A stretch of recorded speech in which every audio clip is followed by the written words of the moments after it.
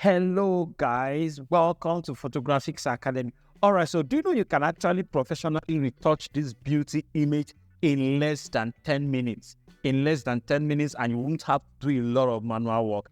In this tutorial, that is what I'm going to show you. Okay, so I'm going to be using some actions and color lookup tables, or rather an action and the color lookup table. But what's going to actually make it longer is the color grading that I'm going to show you, the color grading process. Then I already saved it as a lookup table. I'm going to show you how you can export as a lookup table and also apply it on your images. So we're going to try it across some images and see how effective it's going to be even in your own image. So without wasting your time, let's quickly get started.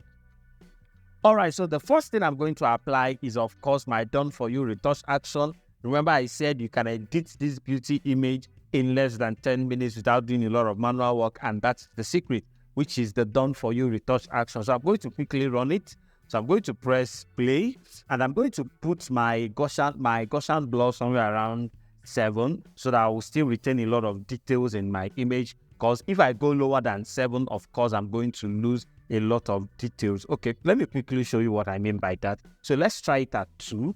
Let's try it at 2. I want to show you something. It's going to work perfectly well, just that we are going to lose a lot of skin details on the image. So let's wait for it.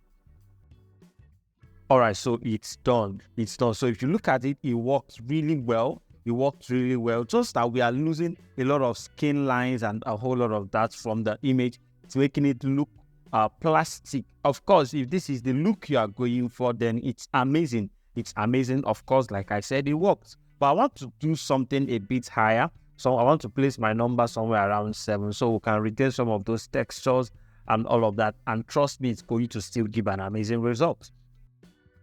Okay, so we're done. Okay, so look at it. Look at it. So we still have some of our textures retained in the image. We still have some of our textures retained in the image, but we'll have a very beautiful frequency separation done right here. All right, so once we are done with that, the next thing we'll do is our color grading. See, it's just that easy. So I'm going to just flatten this up. Okay, let me quickly show you the process of the color grading. So this is the group that we color graded with, and this is the end result. This is the before, this is the after. So I'm going to open it up and go through all of them one by one so you can see exactly the colors we touched. And trust me, I can't really start going through every single slider and all of that, but you are getting the color lookup. That's the beautiful part of the whole video. You are getting the color lookup table free of charge. You're not paying anything. All you need to do is just to watch till the end to get the password. All right, so I'm going to turn every other thing off and leave just this. Okay, so the first thing we did was our hue and saturation, which is the major basis for everything we did, which is where we killed down a lot of the reds, yeah, like that. Then we introduce a selective color. So from here, every other thing will be applying in subtle manner.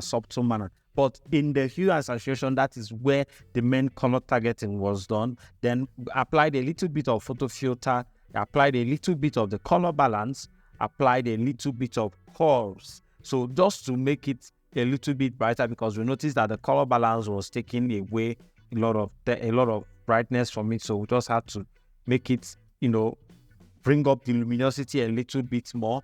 Then we grouped that and started creating another set of color grade over the whole group, which is our black and white for contrast. Then added a little bit of color lookup table. So you may not really be seeing the effect because it's a video, but each of them had a subtle effect on the image. Then we added a little bit of gradient mapping to it, added one more color balance to it, and opened up our shadow using the color. So I intentionally turned off the mask so that it won't confuse you what we did there. So what we actually targeted doing with the curves was just to lift up the shadows and not to brighten the whole image. So I'm going to unlock the mask. You will notice that once I unlock the mask, it's working on the whole image generally. Then I'm going to open up the blend div and target only the shadows. Yeah, I'm just going to only do the shadow, remove the whole stuff from the highlight and target only the shadow. To do that, just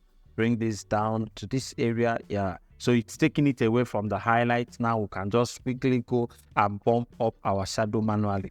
Okay, so we are here. Just lift it up, brighten it up a little bit more. it's targeting the wrong one. Okay, so let me check exactly what I did there.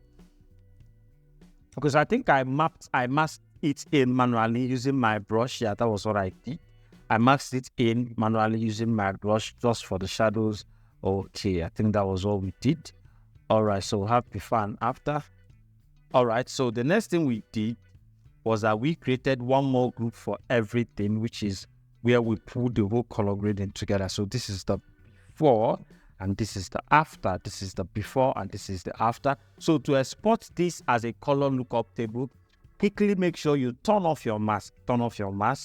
So that it doesn't affect your end result at the end of the day. Then close this group, hold it like that, and make sure that your main object layer is deactivated. Go to File, go to Export, go to Color Lookup Table, select 3DL, of course, so that it doesn't get too heavy, and make sure that this is kept at medium. Do not go to maximum. Trust me, your system is going to freeze. Then I'm using 3DL, so I might just as well turn on the ICC profile or leave it, press OK. So when you press OK, you change the name to whatever you want to call it and export.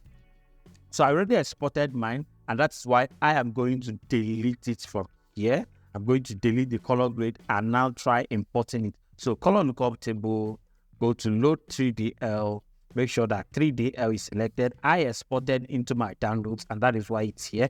So I'm going to click over it and press load. It's going to load it on my image quickly. So this is the before, this is the after, this is before, this is the after. So like I said before, we're going to try it across the whole, across some images and see what it's going to look like. So before we come back to mask it into the skin tone alone, because of course I don't think I need it on the whole image, but if we mask it to the skin tone and it doesn't work, then we'll keep it on the whole image.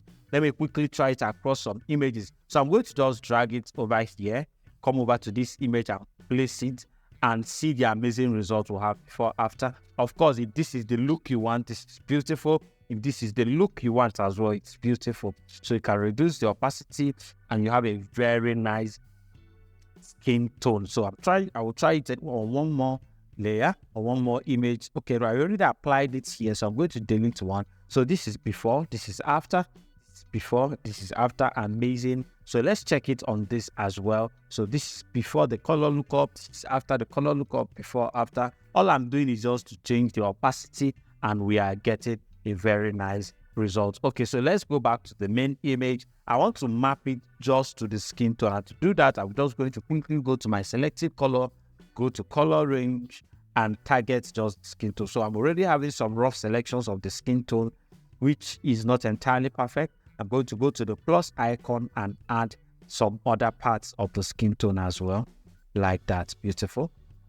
So just add all the skin tones, forget about the areas that it's not supposed to be, that is coming in. Those areas we can actually use our brush and remove it from them. Yeah, just like that. Beautiful. All right, so I think I want it on the lips as well. Let's kill it on the lips as well.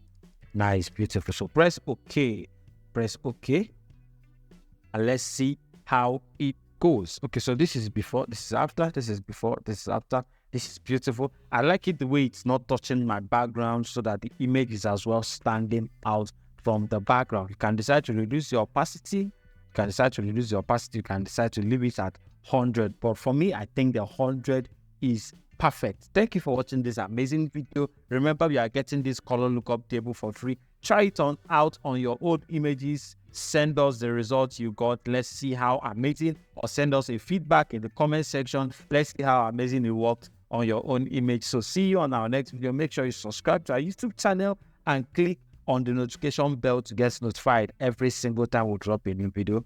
Until then, see you.